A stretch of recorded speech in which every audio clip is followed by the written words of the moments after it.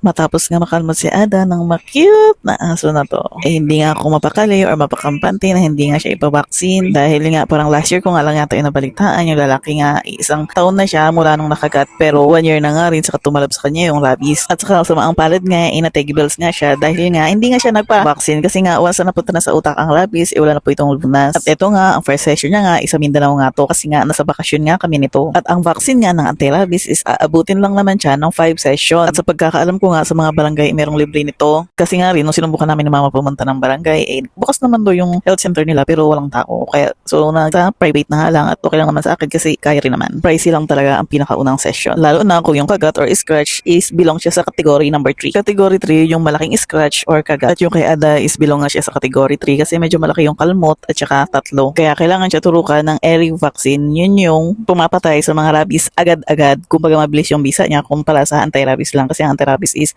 abutin patay siya ng ilang araw bago tumalab kung meron mang rabies sa katawan yung tao. At itong clip nga na to is ito na yung pang third session niya. Pang 7 days niya na mula nung nakalmot siya ng aso. Diba isang linggo pa lang napakaraming turok-turok na dyan sa katawan. Kaya hindi talaga basta-basta pag rabies talaga ang usapan. At di rin tayo pwede magpakamante. Kasi kung meron nga rabies as pumunta na yan sa utak mo wala na tayong pag-asa mabubuhay pa. Third session is the session niya na nga dito sa Jensen kasi ang pang fifth session ay dito na nga sa Manila. Yes, wala na ang fourth session kasi pag buhay naman yung aso or kundi naman namatay yung aso. Hindi na kailangan ng fourth session. Lalaktawan mo na yun. Diretso ka na sa fifth session. Pero may date yan silang nakatalaga kung kailan talaga ang vaccine. Hindi ka pwedeng lumagpas, hindi ka pwedeng advance. Kasi nga nagkamali rin ako ng date. June 6 ang last session niya pero June 5 pa lang pumunta na ako ng clinic. Ewan ko ba't hindi ako nag-check ng calendar pero June 6 talaga ang nasa isip ko kaya pumunta na kami kahapon. Di rin naman to kalayuan sa bahay namin. Walking distance lang rin. At ayan, dito ko lang tatapusin ang aking mini vlog. See you on our next vlog!